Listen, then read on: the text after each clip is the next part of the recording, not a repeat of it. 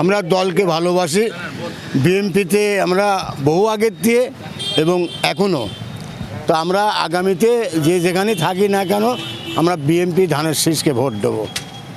আপনার কুষ্টিয়ার যে দাঁড়াইছে জাকির হোসেন সরকার, কেন ভোট দিতেছেন?